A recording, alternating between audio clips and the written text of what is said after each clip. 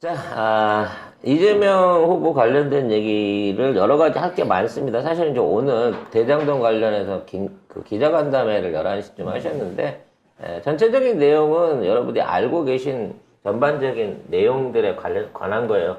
오늘 뉴스 기사는, 자, 이재명 대표가, 깡패.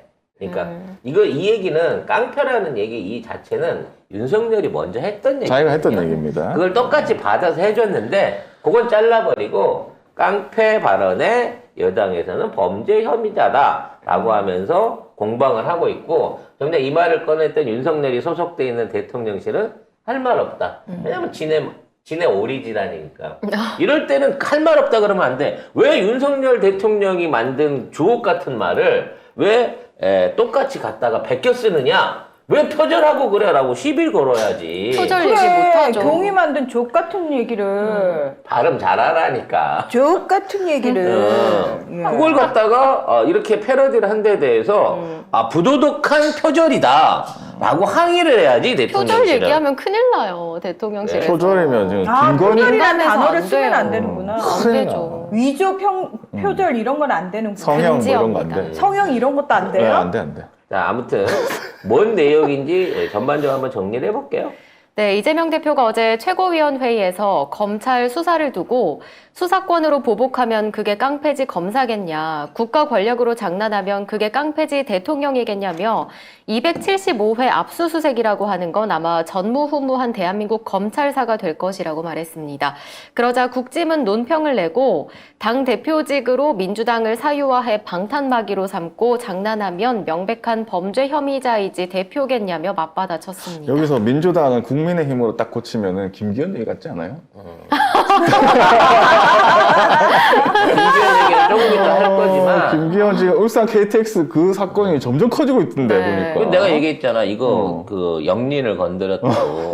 네, 그 얘기는 이따 하고. 범죄 혐의자. 일단 네. 대장동 얘기를 오늘 전체적으로 다시 풀면서 기자회견에서 이제 왜 이재명이 주어로 없는데 모든 범죄 사실을 이재명으로 몰아가느냐라는 부분에 대한 얘기를 하시면서 지금 증언을 제공하고 있는 자들이 김만배가 아닌 남욱과 유동규가 지금 언론을 지금 말하자면 선동하고 있다는 얘기를 하고 있는 겁니다. 그러니까 어제 제가 설명드렸던 이제 남욱하고 김만배를 분리해서 해. 김만배가 자기 마음대로 얘기를 안 해주거든.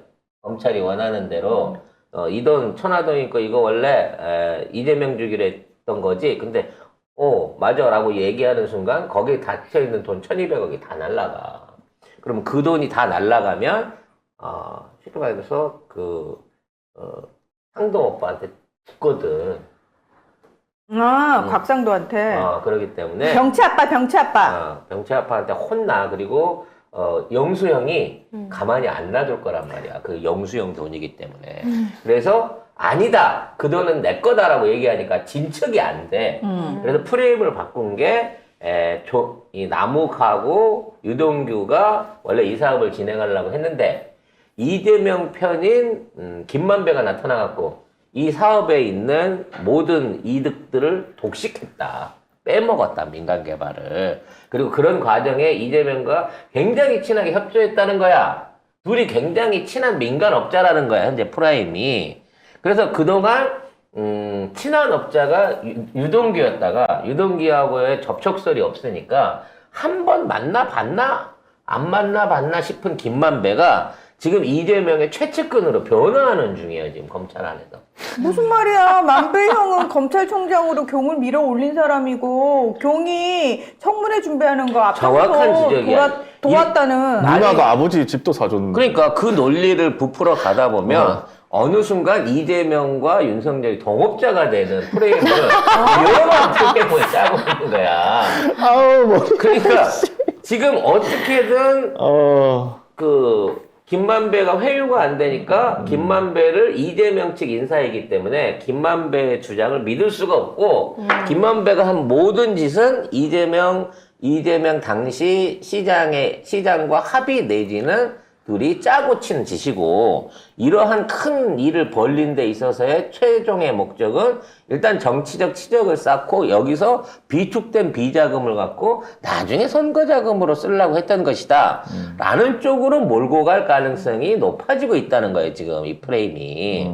야, 어쨌든 지금 진행되고 있는 상황 보면은 낙엽이면 들어오면 일단 뒤지겠는데? 낙엽이가 6월 달에는 꼭 들어가겠다라고 얘기하는데 원래는 5월에 들어온다 그랬거든. 근데 5월에 들어오기가 무서우니까 한 달을 뒤로 빼놓은 거예요. 근데 일단 어쨌든 너님은 그럴 것 같아요. 근데 지금은 빨리 오기를 바래요, 나는. 빨리 오셔가지고 뒤지라고요? 네, 한번 뒤지게 당연한 꼴을 보고 싶어요.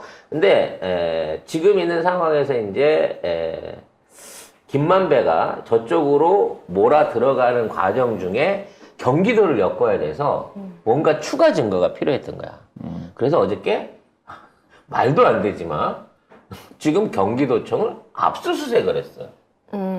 아니 지금 성남시장의 비리만 캔다며. 근데 지금 뭐 이재명 대표가 지금 예를 들어 경기도지사면 모르는데 지금 새로 경기지사를 뽑아서 들어온 지가 1년이 넘어가고 있는데 1년 가까이 돼가고 있는데 이 상황에서 왜 경기도를 갖다가 압수수색을 하고 민주당 출신 별로 요즘 같으면 이뻐 보이진 않지만 김동연 지사의 컴퓨터를 왜 포렌식을 하냐고. 저는 이쯤 되면 김동연 지사가 화내야 된다고 생각합니다. 화내고 있어요. 경기지사는 나야! 나라고 날 봐줘! 이재명 말고 날 봐줘! 나 김동연 자체로 봐줘! 그리고 정말 웃긴 건 뭔지 알아요? 김동연 관련해서 집무실에 있는 업무용 컴퓨터 포렌식을 했대. 네. 15분 걸렸대. 그리고 아무것도 못 가져갔대요. 그러니까 얘는 1년 동안 업무용 컴퓨터를 하나도 안 썼나 봐. 뭘 한 거예요, 그럼? 일 안 한 거야? 그러니까 일을 아니, 딴 그게- 걸로 했나? 아니 그게 아니고 걔들이 뽑아놓은 그 키워드가 있는데 그게 없는 거 당연히 없지. 컴퓨터도 그러니까 다른 거기에 이재명 컴퓨터인데. 키워드가 왜 있겠냐고. 그러니까 검찰이 쇼하는 거죠.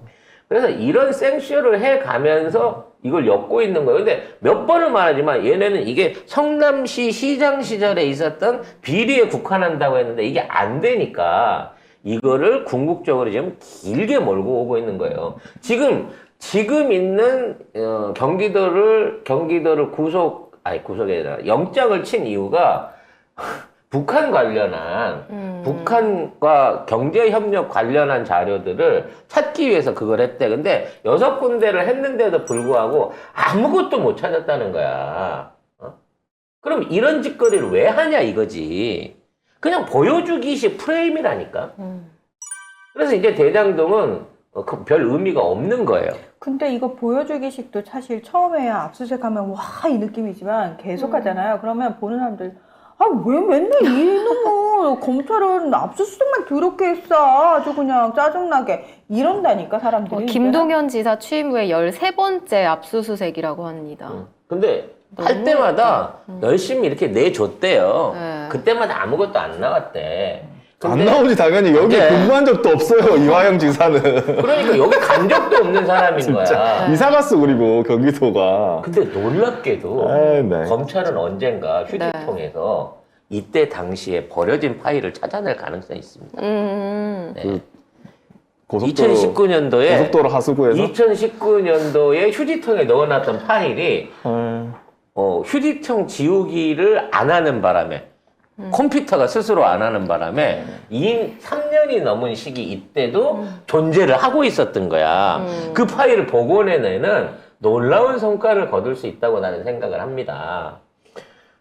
결국 이 모든 것은 대선에 맞춰져 있었고 그 모든 대장동의 비용은 대선 비용으로 준비된 비용이기 때문에 장차 2025년에 장래적 범죄를 위한 큰 프레임으로 몰고 가기 위해서 이 그림을 크게 만들 거예요. 네, 그러던 과정 중에 결국 윤석열이 끼어있고 부산저축이 끼어있고 뭐 이런 거는 아무 상관없어. 박용수만 살리면 되니까. 지금 검찰이 이런 방향으로 가고 있다는 겁니다. 오늘 이재명 대표가 얘기하면서 남욱에 대한 신경을 많이 쓰고 계시구나라는 느낌을 받았어요. 남욱하고 유동규가 주로 검찰 진술하고 있는데 남욱 그분도 그 국민의당 청년위원 출신 아니냐.